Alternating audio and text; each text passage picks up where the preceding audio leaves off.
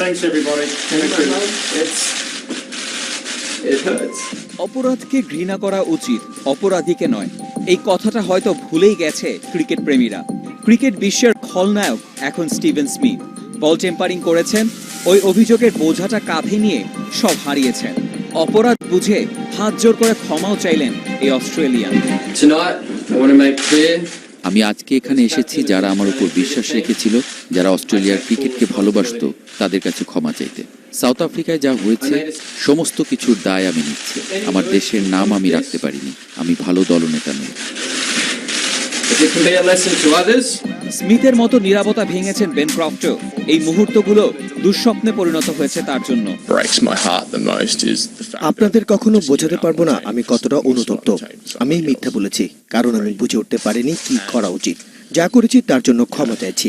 এটা খুবই কষ্টের। যেই জায়গা আমি অর্জন করেছিলাম সেটা আমি বিনামূল্যে আরেকজনকে ছেড়ে দিয়ে এসেছি। যা হয়েছে তা আজীবন আমাকে কষ্ট দিবে। শিষ্যদের অপরাধের ভার কোচ লেমনের কাঁধে না দিলেও আত্মসম্মান বোধে লেগেছে বটেই। তাই চাকরিতে আর থাকতে চাইছেন না এই সাবেক ক্রিকেটার। সাউথ আফ্রিকা সফর শেষে কোচের ব্যাটন রেখে বাক্স প্যাঁচা গুছিয়ে বাড়ি যাবেন লেহমান। তরিকুল ইসলাম, নাহিম, ৭১। 4:30 মানেই আমাদের ক্রিকেট স্পেশাল শো। ক্রিকেট নিয়ে আলোচনা, ক্রিকেট নিয়ে সমালোচনা, ক্রিকেট নিয়ে কাটাছেড়া হয়ে থাকে। তবে এই সপ্তাহে এই চলন্ত ক্রিকেট ইস্যুতে সবচেয়ে হট কেক বল টেম্পারিং, এই সবকিছু নিয়ে কথা বলতে আমাদের সাথে স্টুডিওতে আছেন আমাদের সহকর্মী নাবিল কায়সার। নাবিল, আপনাকে স্বাগত জানাচ্ছি একত্র স্টুডিওতে। বল টেম্পারিং এখন হট কেক, তবে সবচেয়ে বড় ব্যাপার হচ্ছে যেভাবে Steven Smith, Ben Croft, Darren Lehmann তারা তিনজনই আসলে একদম ভেঙে পড়লো। আপনার কাছে আমার সরাসরি একটা প্রশ্ন, শাস্তিটা কি অতিরিক্ত বড় হয়ে গেছে? অবশ্যই বড় হয়ে গেছে, এটা আমার মনে হয় আমার পার্সোনাল পয়েন্ট অফ ভিউ থেকে। কারণ বল টেম্পারিং, হ্যাঁ, সেটা ক্রিকেটেও চেতনার সাথে যায় না, কিন্তু এটা কিন্তু আপনি স্পট ফিক্সিং বা ম্যাচ ফিক্সিং এটার সাথে মিলালে কিন্তু হবে না। আমরা সামাজিক যোগাযোগ মাধ্যমে দেখছি যে কতটুকু খারাপ হয়েছে বা এটা করা উচিত না, কিন্তু এই কাজটা এর আগে আমরা অনেক রথী মহারথীদের করতে দেখেছি অনেকবার। এখন আপনি সচিন টেন্ডুলকার, যাকে ক্রিকেট দুনিয়ায় সবচেয়ে পরিষ্কার বা পরিচ্ছন্ন ক্রিকেট ব্যক্তিত্ব আপনি যাকে বলেন, তার ক্ষেত্রে আমরা এটা দেখেছি এবং তিনি খুব অল্পতেই পার পেয়ে গেছেন এবং সেটা তিনি জানিয়েছেন। আপনি এর আগে আমরা ওয়াকার ইউনিস, ওয়াসিম আকরামদেরকে দেখেছি, শাহিদ আফ্রিদিকে দেখেছি, এছাড়া ফাফ দু প্লাসি যিনি সাউথ আফ্রিকার ক্যাপ্টেন বা প্রতিপক্ষ দলের ক্যাপ্টেন, এখন অস্ট্রেলিয়া যাদের বিপক্ষে খেলছে, ফাফ দু প্লাসি মোরওভার 2 বছরের মধ্যে আমরা প্রায় 2বার বল টেম্পারিং করতে দেখেছি। তো সেক্ষেত্রে এটা যে খুব অপরিচিত বিষয় বা ঘৃণিত অপরাধ কিনা, এটা ডিপেন্ড করবে, আপনার ম্যান টু ম্যান ভ্যারি করবে, এক একজনের পার্সোনাল পয়েন্ট অফ ভিউ এক এক রকম হবে। হ্যাঁ, শুরু থেকে আমরা দেখেছি যে এটা নিয়ে অনেক কথাবার্তা হয়েছে, সবাই না করেছে, কিন্তু আলটিমেটলি গত এক সপ্তাহের বিবর্তনে আমরা যেটা দেখলাম, আলটিমেটলি কি এটা একটু বেশি হয়ে গেল কিনা, এই প্রশ্নের উত্তরে আমি অবশ্যই বলবো হ্যাঁ। কারণ স্টিভেন স্মিথকে 1 বছর খেলতে দেওয়া হচ্ছে না। আইসিসি কিন্তু একটা সাজা অলরেডি দিয়ে দিয়েছে, এক ম্যাচ ব্যান করেছে, 100% ম্যাচ ফি জরিমানা করা হয়েছে। 1 বছর মানে কিন্তু প্রায় 12টা টেস্ট তিনি মিস করবেন, 17টা ওয়ানডে, এরকম অ্যাপ্রক্সিমেটলি 20টা ম্যাচ 3 ফরম্যাট মিলিয়ে তিনি মিস করবেন। তিনি আইপিএল খেলতে পারছেন না। হ্যাঁ, আপনার প্রায় মোটা অঙ্কের টাকাও তার গচ্চা যাচ্ছে। তার চেয়ে বড় কথা, টাকা বা ম্যাচ খেলার চেয়ে যে ধরনের ভাবমূর্তির মধ্যে দিয়ে তিনি এখন যাচ্ছেন। আমরা সাউথ আফ্রিকাতে তিনি যখন ব্যাক করেন, যে ধরনের প্রোটোকলের মধ্যে দিয়ে তাকে ব্যাক করানো হয়েছে বা যে ধরনের কথা তাকে শুনতে হয়েছে, অনেকটা, তিনি তো আসলে কোনো খুন করেননি বা খুব ঘৃণিত অপরাধ করেননি, অনেক বড় কোনো অপরাধ তার আসলে হয়নি। খেলায় হারজিত থাকবেই অবশ্যই। এখন খেলোয়াড়দের জন্য অনেক সময় জয়টা অনেক জরুরি হয়ে পড়ে, সে কারণে এই ধরনের কাজগুলো করা হয়ে থাকে। আপনি যদি দুর্নীতি বলেন, দুর্নীতি কিন্তু অনেক রকমেরই হচ্ছে, অবশ্যই বিভিন্ন রকমের। আপনি যদি বলেন যে আমরা ইদানিং দেখেছি যে ব্যাটের পুরুত্ব কমিয়ে দেওয়া হয়েছে, সেই ক্ষেত্রে এর আগে যে মোটা ব্যাটগুলো ইউজ করা হতো সেটাও তো একটা দুর্নীতির।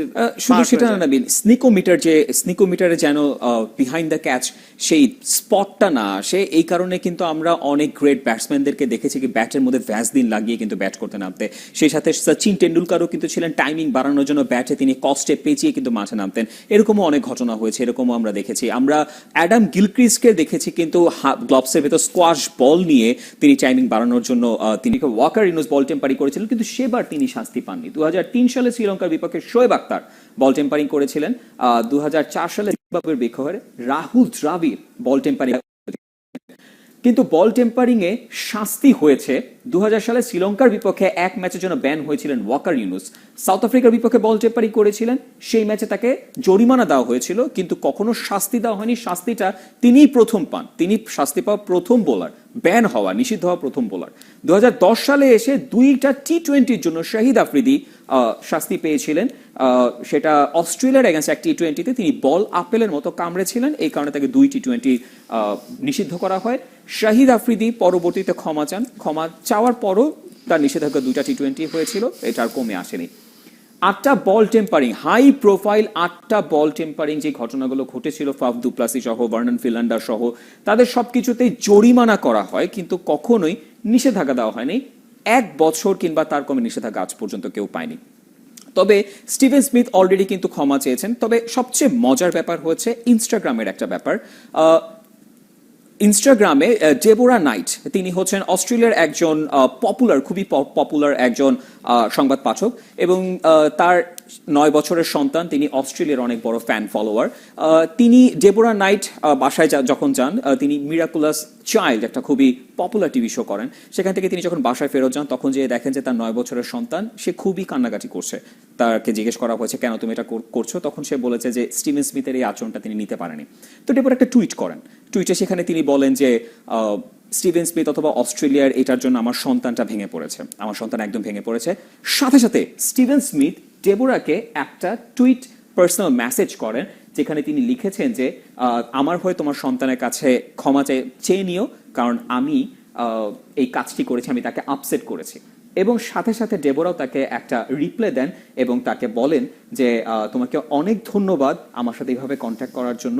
এবং তিনি সাথে একটা ছোট একটা বার্তাও ইনস্টাগ্রামে পোস্ট করেন। তিনি সেখানে লেখেন যে কতটা ভদ্র এবং কতটা ভালো মানুষ স্টিভেন স্মিথ।